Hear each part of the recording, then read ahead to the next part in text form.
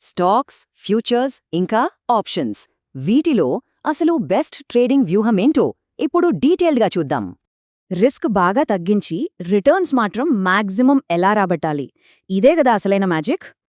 ఒక simple example, price 245 నుంచి 260కి వెళ్తుందనే bullish అంచనాతో 3000 షేర్లు కొనాలనుకుందాం. ఇక్కడ ఫస్ట్ ఆప్షన్ ట్రెడిషనల్ క్యాష్ మార్కెట్లో నేరుగా షేర్లు కొనియడం. కానీ ఆగండి, దీనికి ఏకంగా 7,35,000 భారీ మూలధనం అవసరం పడుతుంది.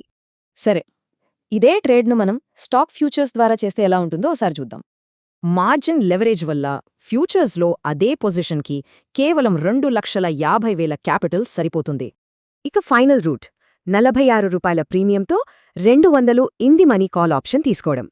ఆప్షన్స్లో జీరో మార్జిన్ కాబట్టి మొత్తం పెట్టుబడి అమాంతం 1,38,000కు పడిపోతుంది. ఇంట్రెస్టింగ్ ఏంటంటే టార్గెట్ రీచ్ అయితే ఈ మూడింటిలోనూ వచ్చే లాభం సుమారు 45,000. లాభం ఒకటే అయినా ఫీజులు వేరు. క్యాష్ మార్కెట్లో అత్యధికంగా 1,684 రూపాయల ట్రాన్సాక్షన్ ఛార్జీలు పడతాయి. ఇక్కడే క్యాపిటల్ ఎఫిషియన్సీ మ్యాజిక్ కనపడుతుంది. క్యాష్లో 5% ఉన్న రిటర్న్ ఆప్షన్స్లో ఏకంగా 35% ఎగురుతుంది. అయితే మార్కెట్ సడన్గా క్రాష్ అయ్యి ఆ ప్రైజ్ 245 నుంచి 145కి కుప్పకూలిపోతే ఏంటి పరిస్థితి? అప్పుడు క్యాషు ఇంకా ఫ్యూచర్స్ ట్రేడర్లకి దిమ్మ తిరిగేలా ఏకంగా 3 లక్షల భారీ లాస్ వస్తుంది. డివాస్టేటింగ్ కదా.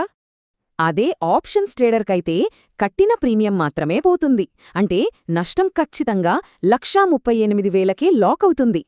సింపుల్గా చెప్పాలంటే క్యాష్, ఫ్యూచర్స్లో అన్లిమిటెడ్ రిస్క్ ఉంటుంది. కానీ ఆప్షన్స్లో మాత్రమే రిస్క్ పర్ఫెక్ట్గా లిమిట్ అయి ఉంటుంది. ఇది ఎందుకు ముఖ్యమంటే గతంలో స్టాక్స్ ఒకే రోజు 70% పడిపోయినప్పుడు ప్రొటెక్షన్ లేని ట్రేడర్లు పూర్తిగా మునిగిపోయారు. మ్యాథ్స్ ఇంత క్లియర్గా ఉన్నాక తక్కువ లాభం కోసం మన మొత్తం క్యాపిటల్ను అంత రిస్కులో పెట్టడం వ్యూహాత్మకంగా కరెక్టేనా?